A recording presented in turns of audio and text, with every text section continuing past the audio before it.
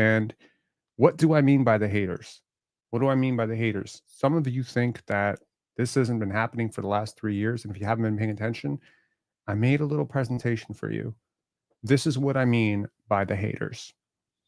It don't make sense to have me a point guard. All those. Honestly, if push came to shove and they said that we have to put Scottie in this deal, but we'll give you favorable terms on everything else, I would honestly lose like 3 nights of sleep over it, and I'll probably still do it.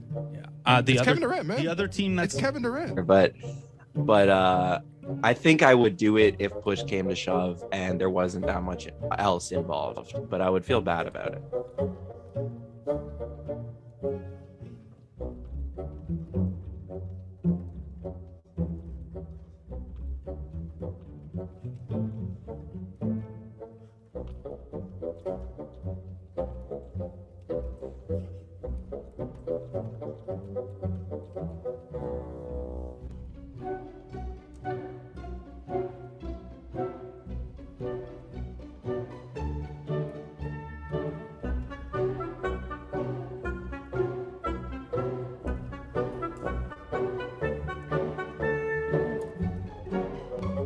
Have I ever had a pencil on basketball? Of course, man. They be posting about me, showing love. I love that. They're always showing love. I mess with that.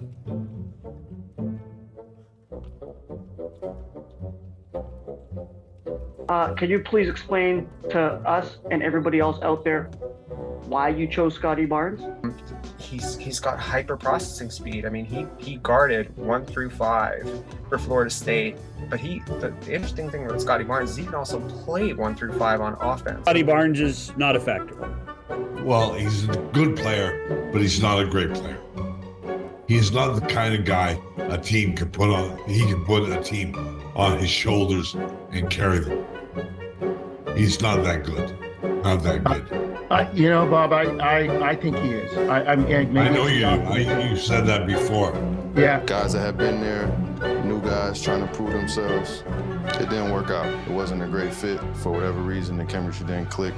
Fred was quite open, Scottie, about that some of the differences between the veterans and the younger guys were apparent throughout the season. He felt maybe that you weren't necessarily seeing eye to eye, the two sides. How would you take that? What did you take from that? I don't even know. Scottie's the man. Like, it's been determined. You're the man. You've been paid for it. You've been here now for, a couple years. Do you think you get, being around him, that his personality is prepared for that? Not really. I mean, I asked him that question today. I don't love the odds sometimes. Like, when you think about the fact that this guy had a falling out with the salt of the earth that is Fred VanVleet. With the salt of the earth that is Fred VanVleet.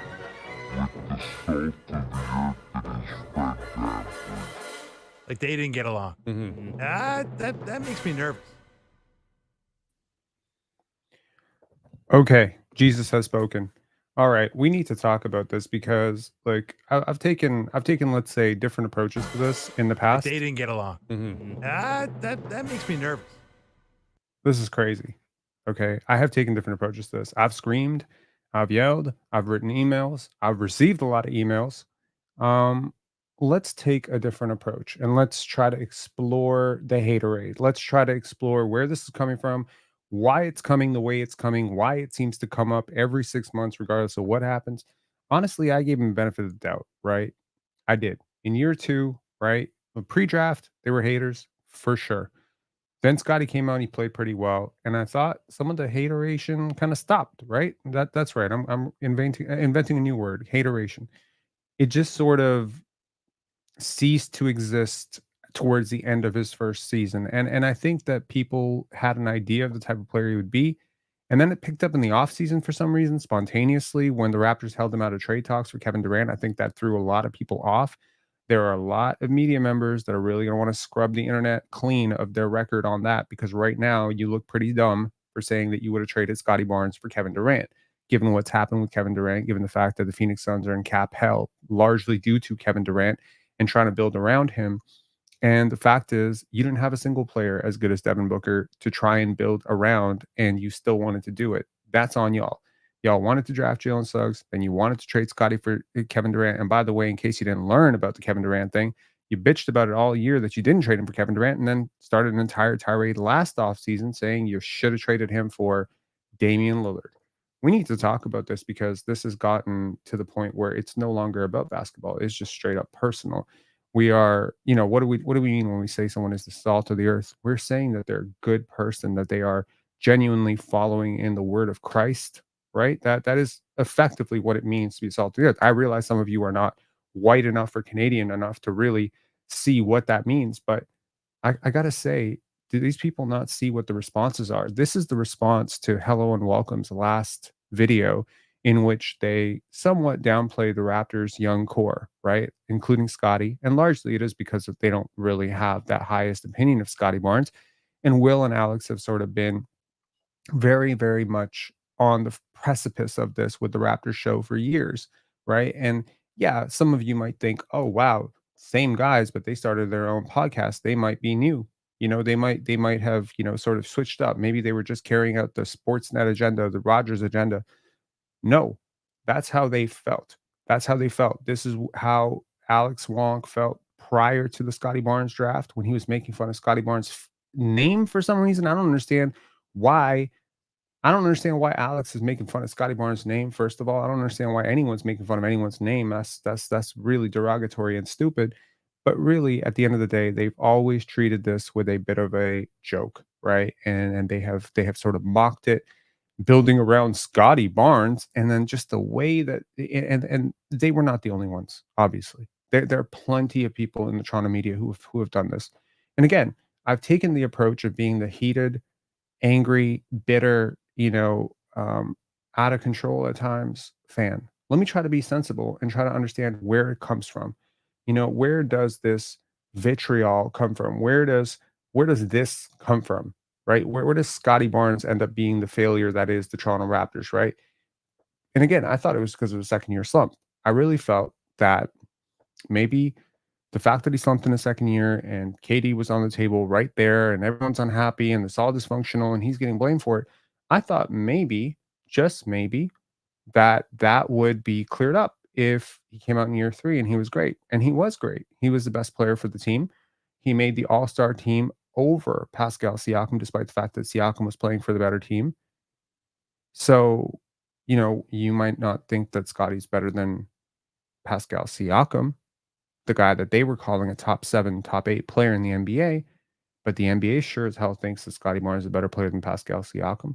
And I think most general managers think Scottie Barnes is a better player than Pascal Siakam, because most general managers right now would offer twice as much in a trade for Scottie, even with his new contract kicking in, than they would have for Siakam.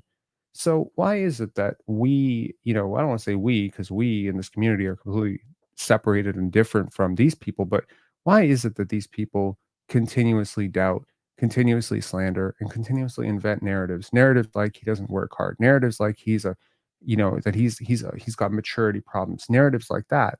I mean, first of all, find me a 19 or 20-year-old who doesn't have some growing up to do. I think we all do, right? Find me these guys at 19 or 20 and see what they were doing. They were probably, farting on whoopee cushions. So I wanted to explore why this is, and I wanted to explore why I suggested they should keep going. Um, so the first reason why it might be is because of a strong anchoring bias. Now, obviously, they didn't want Scotty in the draft. They're buddies. Most of these people are very plugged in with guys like Sam Vecini, who didn't like Scotty very much in the pre-draft process, sort of downrated him as a prospect. And all of that seems a little bit weird. And if I told you 3 years ago that you would be building an offense around Draymond Green Part 2, or building a franchise around Draymond Green, or that you had basically parsed out or traded away or sold away a championship core for Draymond Green Part 2, I think most of you would say, well, have we lost our minds? Of course, Scotty's not Draymond Green Part 2. He's not a zero level scorer. And so all that pre-draft crap that was said about him just wasn't true. So maybe it's an anchoring bias, right? Okay.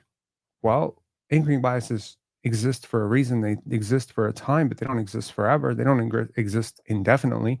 Certainly, at some point, we should move on from this, and we should be able to accept that, okay, he's not that player. What is he? Because certainly, in the San Antonio Spurs system, when Kawhi Leonard got there, they thought of him as a 3-and-D guy. But when he showed himself to be much more than that, they embraced him as a superstar. In Indiana, when Paul George was drafted, he was drafted as maybe Danny Granger's sidekick. And it was apparent within a couple of years that he was going to be a much better player than Danny Green. and they embraced him as a franchise. So why is Toronto, especially the Toronto media, been so reluctant to do the same for Scottie? If he was a culture problem, well, then certainly last year he wasn't a culture problem. Last year the vibes were immaculate. Look at all the things this team went through. When Emmanuel quickly talks about him, he doesn't talk about him like he's a culture problem. When Jonathan Mobo talks about him, he doesn't talk about him like he's a culture problem. I don't hear anybody talking about Scottie Barnes like he's a problem. Even with Thaddeus Young, the guy that he supposedly butt heads with in that clip that everyone, floated around and said, "How dare Scottie?" Even he has spoken glowingly about Scottie at numerous occasions. The only people who seem to not like Scottie Barnes is the Toronto media and Fred VanVleet.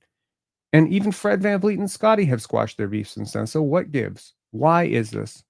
Okay. So we crossed the anchoring bias of maybe his pre-draft, talk was not right. Well, let's float into something a little bit more political, which is Scottie does not play politics. He's not a political person. He's never been a political person. He kind of just tells you what he thinks. It's a little bit what makes Jack Armstrong so endearing. If you think about it, Jack Armstrong usually just slips up on the truth. If he doesn't like a player, if he doesn't like what you're doing on the court, he's just going to come out and say, "This is bullshit." He's the exact opposite of Matt Devlin, who always keeps it composed. And people love Jack for it.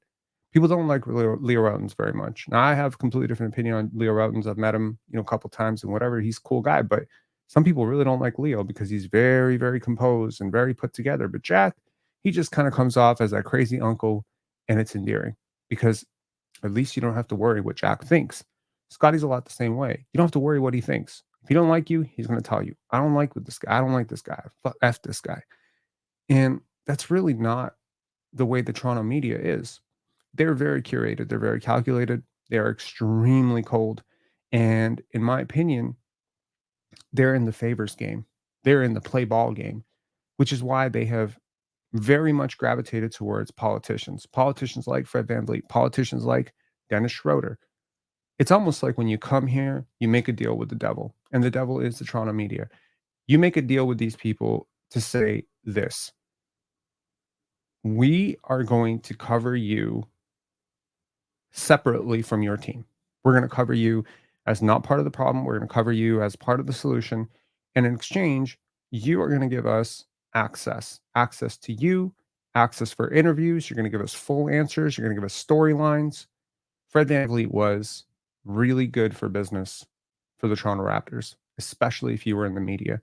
He leaked stuff. He went to them. He spoke very fully in his answers. He didn't give one-word answers like Scottie, like, I don't know. He didn't mumble through his answers. No, he gave full, detailed, articulate answers, almost as if he was a practiced politician, which he is. He played ball with these guys. Dennis Schroeder, he was showing up on the Raptors show. He was playing ball. Well, think about it from the Raptors show perspective. What's good for content?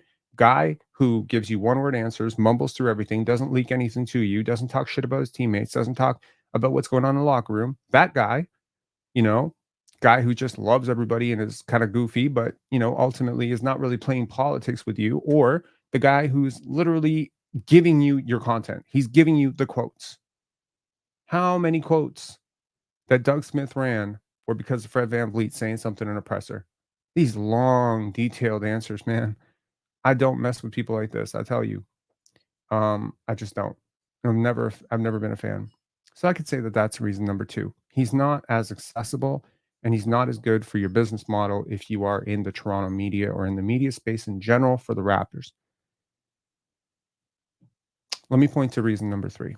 And this one is complicated because I am not of the right pigmentation to say this, but can I suggest that maybe there is a cultural and racist bias that maybe all of us didn't grow up in the same Canada. Now, I'm very blessed that I didn't come to Canada right away and grow up here necessarily. So I've seen a lot of other places as well. And I've seen how they deal with culture clashes and poverty and, people who speak differently or whatever. But I have experienced a lot of this myself in Toronto, and I have a lot of friends who've experienced a lot of this. And I think maybe the best way to sum this up would be a video featuring your boy Jersey Drake. It was really dark, really romantic. Can y'all hear this? Or can you not hear this? Hold on. Let me try to pull this off and let me pull it back up.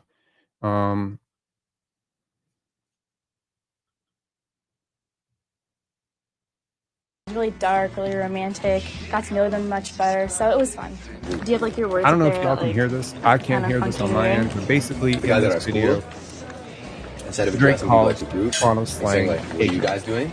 right? Say, "Man." He specifically, I believe he's talking about a particular cultural thing where they say mans, like mans be like that, and he just straight up in a group of white people says this is ignorant. And I got to tell you that I had a similar experience when I was 16. I went in for a job interview, and I spoke a certain way based on where I was coming from, based on how I grew up, based on who I grew up. And I always believed that if you grew up, a certain way, that you have a way of talking. You adopt certain cultures. If you grew up around Puerto Ricans, you're gonna do certain things, like certain things that you don't grow up. If you grew up in a really black neighborhood, even if you're pasty white, even if you're the whitest person on earth, you're gonna talk a little bit different. Have you seen the way, Dalton Connect talks? Have you seen the way Tyler Hero talks? Like the versus the way Caitlin Clark talks. Like, not all white people are the same. Not all white people grew up the same. Not all white people grew up in the same cultural influences. What I will tell you is that the media machine in Toronto and in Canada in general is very, very white. Now you'll say, but diversity this, diversity that. I see a black person here, a Chinese person here, whatever. Please understand when I say this, and I'm not trying to be rude when I say this. Okay. But this is a big reason that I have fought against the diversity machine in Toronto and in Canada for a very long time through Pendants and through Pensar Basketball and whatever. I don't believe in token diversity. I don't believe that because you're a super white company with a lot of white people and basically you put a black anchor on television, I don't believe that you are supporting diversity because you're the one choosing which of these black people that you're going to put on TV. And my money is that if you think the way that you think, you're gonna put I don't want to say whitewashed. I don't want to say that because that's rude. You're gonna put the black person on TV who most agrees with how you see the world, how you grew up, how you talk. And that is, to a lot of people, disingenuous because I will tell you, I remember very clearly, and of course, there are a lot of organizations that fit into this bucket: CBC, the Toronto Star, Globe and Mail, all of these companies that are old school 60s, 70s that have adapted up, right? And that includes Sportsnet, TSN, Bell, Rogers, whatever. Look at their board of directors, look at where they're coming from, look at how they grew up. And don't point to the two black people and the one Asian person and the one Indian person and be like, but go talk to them. Go listen to them talk. Go see how they think. Go see who they like. Go see their kids. Go see who their kids married. And don't keep making it about skin color. It's not about skin color. It's about culture. It's about how you talk. It's about how you think. This shit matters a lot. It matters a lot. Don't brush it over. Okay, don't be like, okay, well, 16% of their board is people of color and 2% are gay, and so they are this way. No, man, they have a serious problem. Some of these people have a serious problem. Go, here, like I'm just gonna say this. I'm gonna say this as an honest person.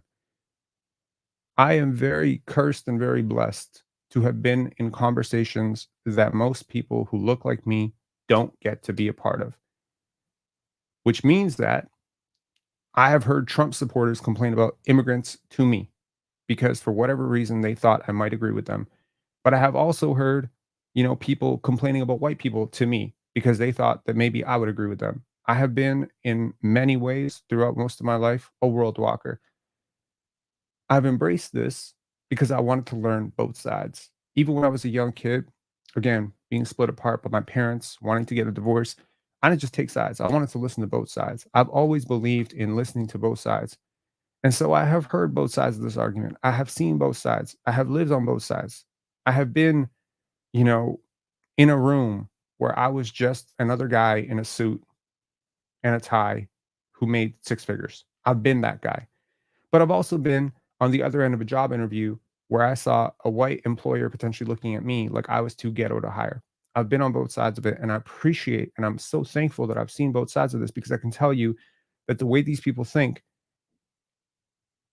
and when I hear Scottie Barnes and I see Scottie Barnes and some of his mannerisms and some of his preferences and some of, how he talks and stuff, I'm going to tell you this right now. There's a reason why a lot of American, especially Black American athletes, feel a little funny coming here. And it's because of this media space. Because these dudes, they're not necessarily embracing that culture. They're not. They don't embrace the way they dress. They don't embrace the way they talk. They don't embrace the way they think. But just because you're different doesn't mean it's bad.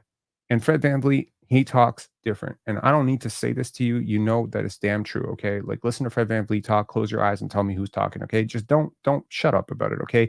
Chris Bosh, Fred VanVleet, you can point to the pigment again, but you are not focusing on the culture. You're not focusing on the vernacular, and that vernacular matters. And there's not, I don't think there's one person who's a person of color. Well, I don't say that. There's a lot of people of color who would agree with me that there is a massive bias based on how you talk and how you dress, the music you like, and your preferences.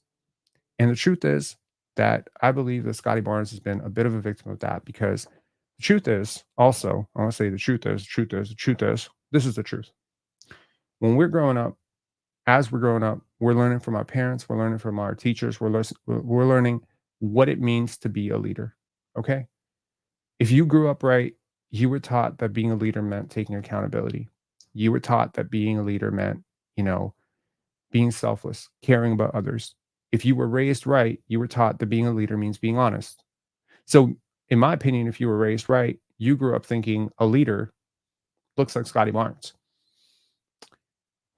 If you were raised not so right, if you were raised wrong, if you were raised in a backwards house, if you were raised by people who didn't know what the hell they were doing, they taught you to believe that a leader was political, that a leader spoke a certain way, looked a certain way, dressed a certain way. Your parents, if you were raised wrong, didn't teach you how to be a leader. They taught you how to look like a leader. They taught you how to dress like a leader. They taught you how to go to school with the other leaders. They taught you that private school is better than public school. They taught you that white was better than black. They taught you that maybe alternative rock was preferable to rap music. They taught you how to be backwards. And unfortunately, in the way the media works, and the way the media world works, is that there are gatekeepers who typically hire people who they want to go and have beer with. And they're not going to want to have beer with me. And frankly, if you're like me, okay, they don't want to do that. What they want to do, and what a lot of us growing up, who wanted more basketball, we wanted more basketball on, on TSN and stuff. We wanted more basketball on the highlights. Instead, what we got, if you are like me and, you grew up for the last 20 years in Toronto, what you have seen over and over and over is one of the most winningest, most successful franchises in Canadian sports, the Toronto Raptors, often be looked off like an afterthought in favor of hockey, Marlies, Leafs, Jays, literally anything. Why? Basketball was invented in Canada. There's no country. This is the Toronto Raptors, the only Canadian team, the only Canadian NBA team. If TSN and Rogers and Sportsnet and all these fucking people wanted to push this thing down people's throats and get real buy-in, they could have. Instead, they wrote articles about how Vince Carter was an overpaid crybaby. And yes, do think about it, because it does go back to Vince Carter. It does go back to a black man setting an example, going to his going to his college graduation, and how that was covered. It was the original shut up and dribble.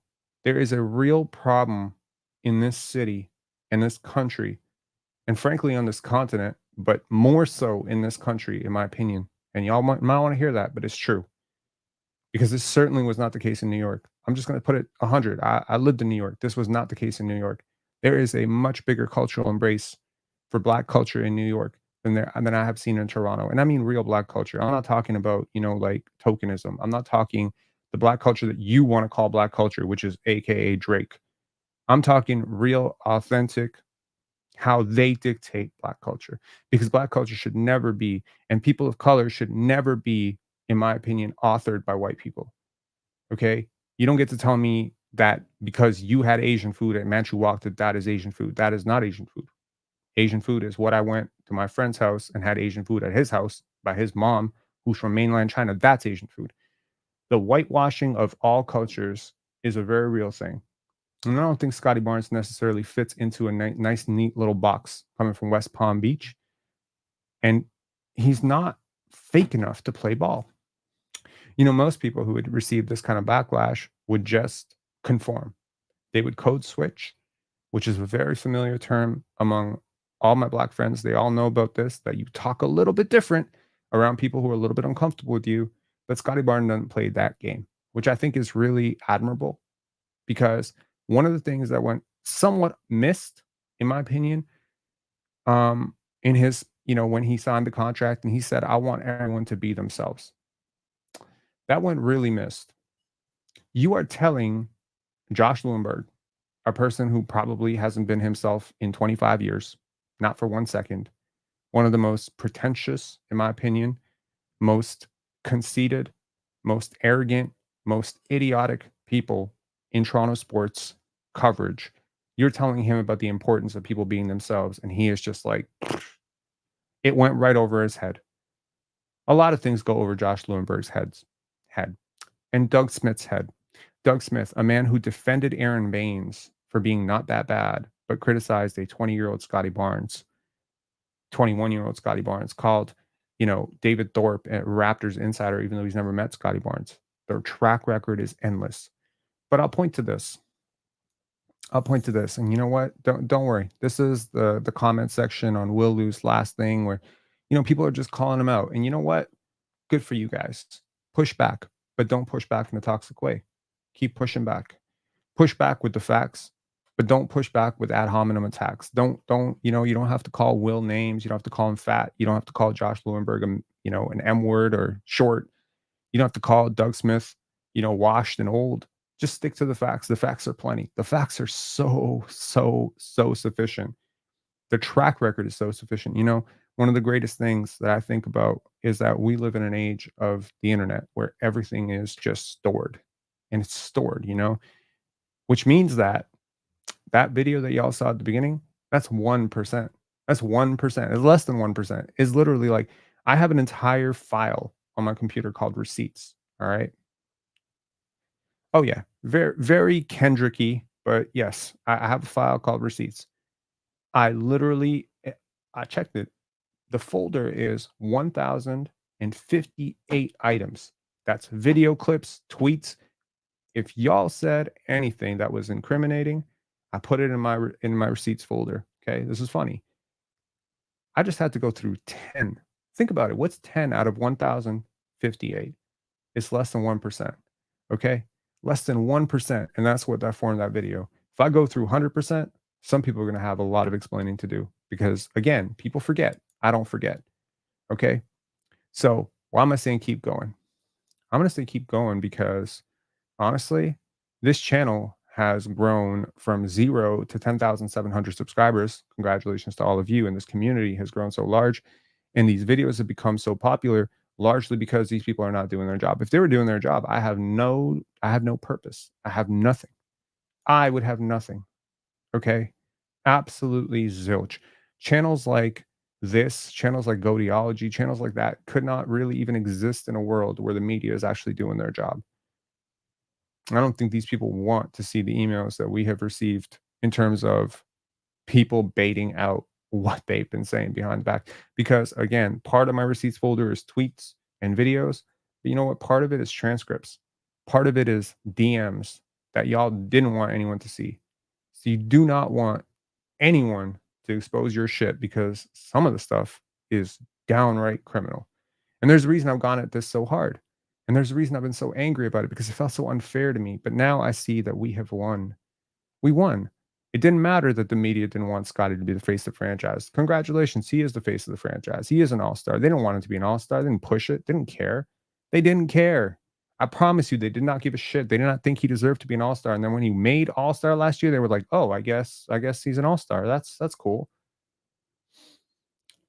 They have been hate watching this guy for 3 years, and the Raptors didn't care. The Raptors still made him the face of the franchise. They made him the highest paid player in Raptors history. How's that? How's that for some Schadenfreude? How's that for some comeuppance? How's that for some humble pie? The dudes whose business empires are literally falling apart, which is I'm talking to you, Toronto media, y'all falling apart because people have just tuned you out. You know why people have tuned you out? Because you don't know what you're talking about. And so to you, I say, instead of putting my foot on your neck and exposing you and trying to threaten you and trying to yell at you and getting on here and saying Scottie Barnes is going to be an effing all-star and blah blah blah blah blah. I mean, oops, too late. He already is. Instead of doing all that, I'm actually here to encourage you to keep going. I'm here to encourage you to keep going to the point where, channels like Pensar Basketball literally take everything from you. Take all your views, all your subscribers.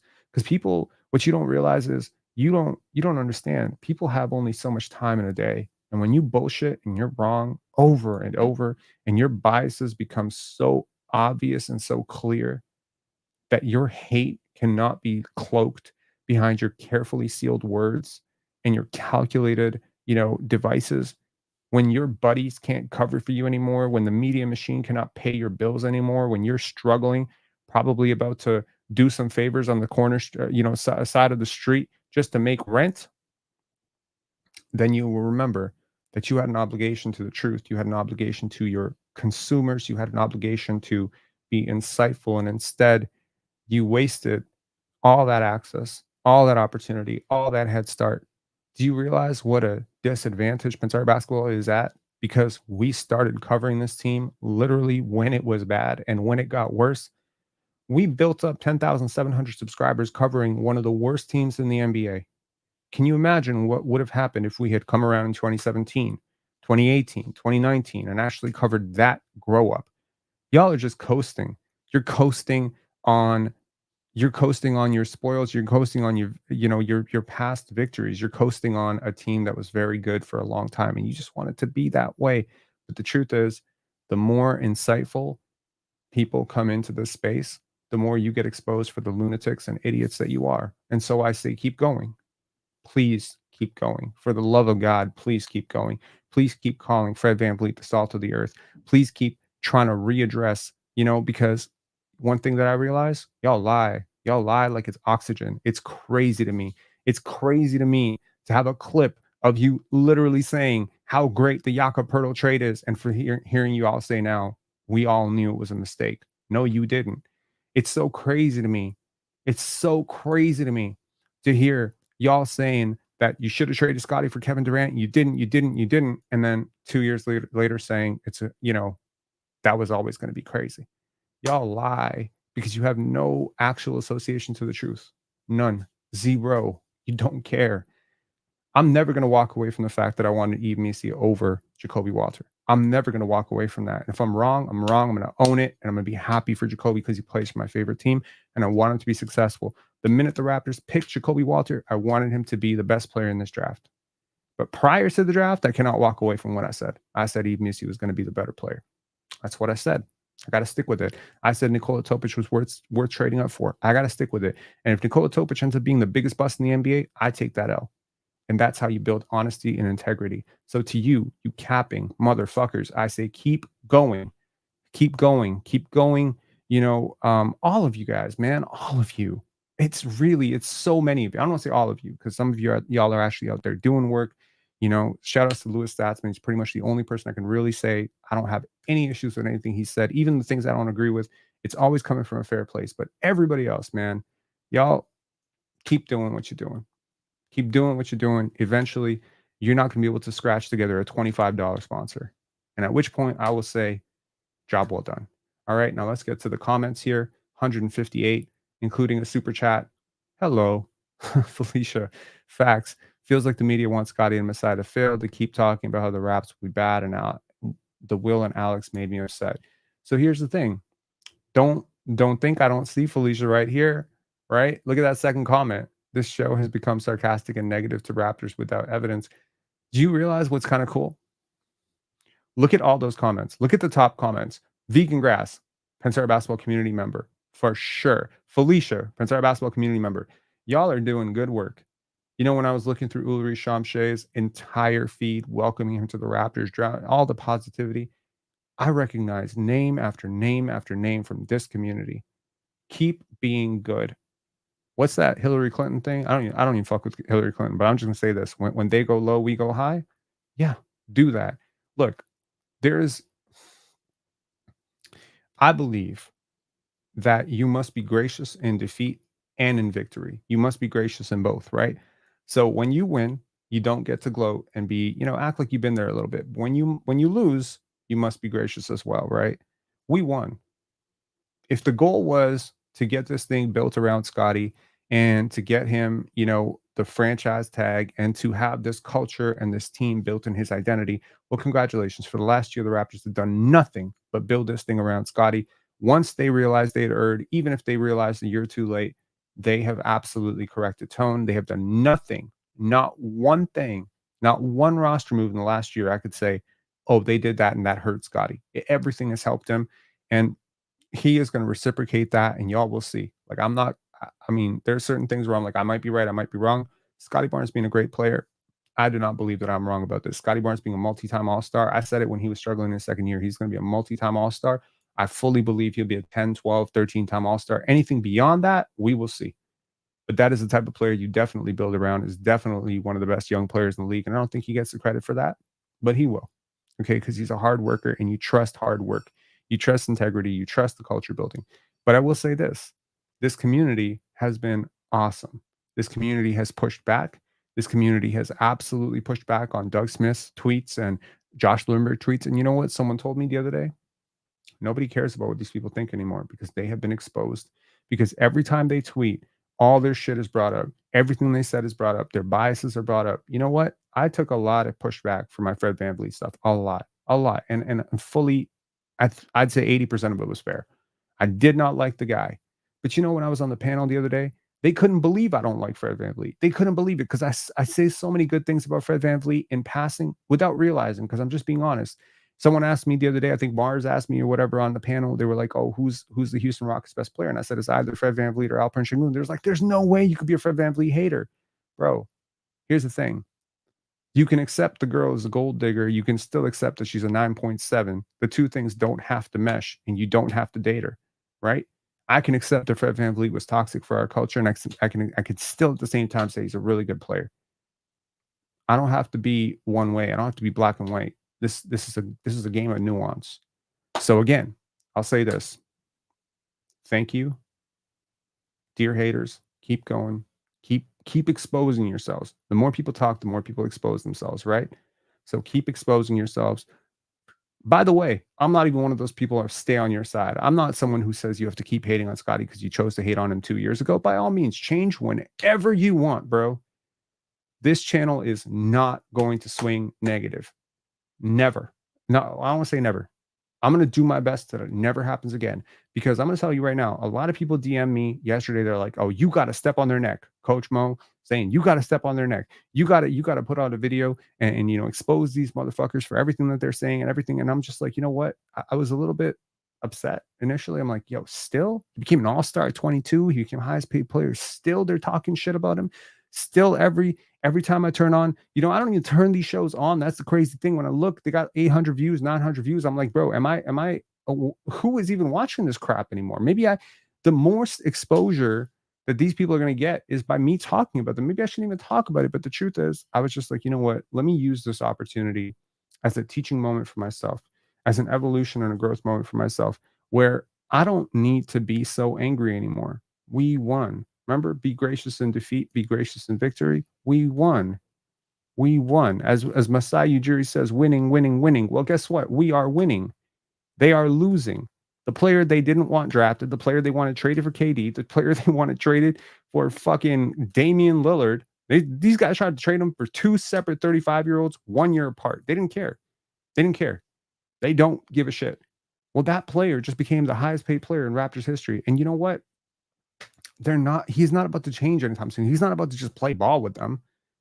I mean, I'm sure he doesn't hate them. He's being very nice to them. He's not cagey with them. He gave Josh Lewinberg such nice answers. Josh Lewinberg took those nice answers. And bro, if Josh Lewinberg had even one morsel one morsel of moral rectitude, one iota of common sense, he might have even mentioned to say, I may not like the guy. I may not have always believed in him. I may not have thought he would be an all-star, but man, he sounds like he's grown a lot over the last year.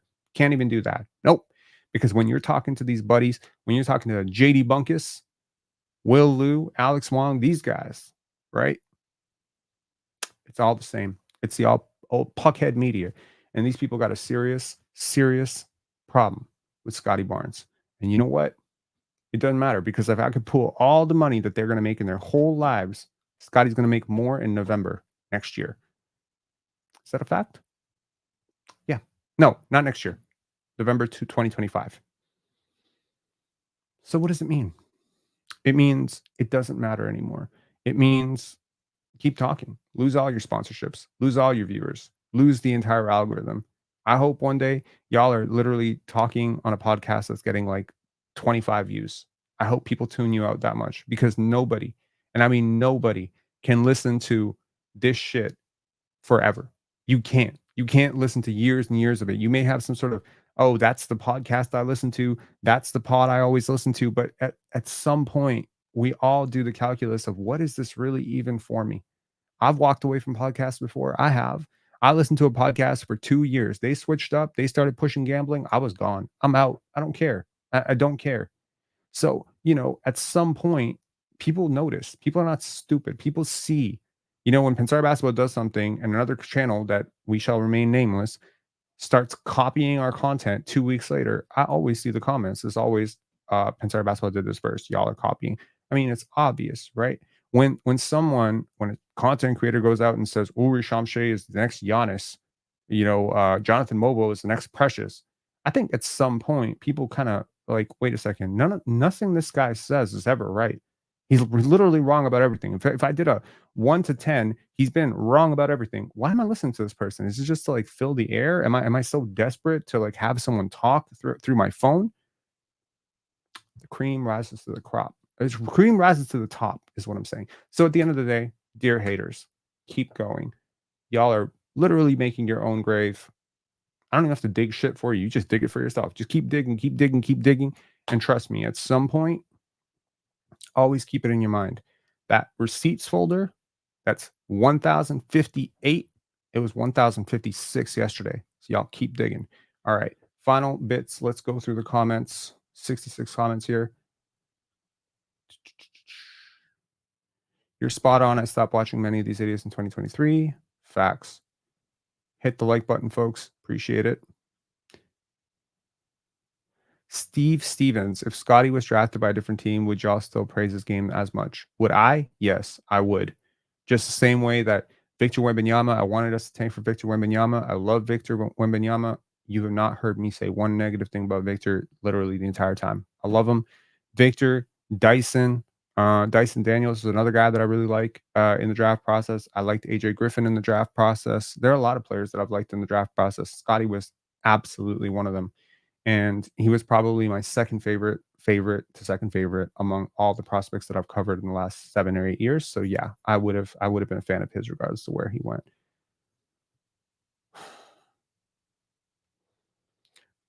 Nameless saying, when I listen to the Toronto media talk about the Raptors, I could close my eyes, pretend that they're from Boston. That's a problem. Yeah, it is. I mean, look at this. I ran a poll for nearly 300 voters. Said, how would you rate the mainstream media, TSN, Star, Sportsnet that covers the Toronto Raptors? 6% of you said top 5 in the NBA. But over 94% of you said it was either mediocre, bad, and 30% of you said it was criminally stupid. That's what I'm talking about. And if you ran this poll elsewhere, other than Pensar Basketball, I'm sure you would get a little bit more generous towards them, but it still wouldn't be good. I think it's really bad when over 50% of people hate what you're doing. I don't necessarily think it's a sign you have to change, because people are wrong all the time, but I do think that is something you should pay attention to. So, look, I'm looking forward to the Toronto Raptors season next year. I'm looking forward to Summer League, and I'm looking forward to Team Canada tonight. We will do a post game tonight. I hope the internet improves by then. I may have to go back to the old computer with the worst camera, because the internet has just been so bad off this laptop. I don't understand, and it always makes me a little bit nervous. Y'all are telling me it's not bad, but when I listen to it, I can hear the clipping in the audio. So I don't know if it's because I really don't know why. Because we did a test with Rogers. Speaking of those companies, we did a test with Rogers, and they said it's literally all the devices are getting perfect internet except for this laptop. So I don't understand where it's coming from or why it is the way it is, but it is what it is. Um, so yes, so I will say that thank you all for always supporting this community. Thank you all for supporting Scottie Barnes, but this is not just about Scottie Barnes. Okay, this is not just about Scottie Barnes. This is not just about Emmanuel Quickly. This is about the young core that we are supporting. We are Toronto Raptor fans. Whether we lose 60 games this year, that won't happen. Whether we lose 50 games this year, whether we're in the Cooper Flag sweepstakes, Cooper has looked awesome for the select team for the USA, or whether we're not, whether we're a play-in team, playoff team, or a lottery team, the process is the process. It will not be overnight. But what I am happy about right now is that I'm rooting for a bunch of people who are playing for each other, playing the right way. And I always imagined when Fred VanVleet was driving into four players and betting on himself and doing these media, call outs, calling out his teammates. What I tried to imagine was if I had a 5-year-old or a 6-year-old kid, would I have to be telling them, don't do what he's doing? Would I be thinking about what example am I setting? I would. So personally, I don't have a kid, but if I did, I would tell them to watch Scottie Barnes. I would tell them to watch who he is as a teammate. I would tell him to watch who he is as a person. I would tell him to watch who he is as a basketball player and just follow his lead. And I think that's a good thing. I think it's a good thing that you have a coach and players on the team who are generous towards each other, that they like playing together. This energy will be a good thing. It will contribute to winning at some point. It may not contribute overnight. It may not immediately result in the wins. And during that period, you're going to get a lot of pushback. You're going to get a lot of pushback towards Masai Ujiri and Scottie Barnes. You're gonna hear them called overrated. You're gonna hear Scottie called a choker. You're gonna hear him called a golden boy. You're gonna have narratives spewed about him, about how he's entitled. If Jonathan Mobo struggles early, you're gonna have oh well, should have drafted Kyle Filipowski. Jonathan Mobo did it a favor to Scottie Barnes. You're gonna hear all of this. I know their fucking playbook. I know their playbook.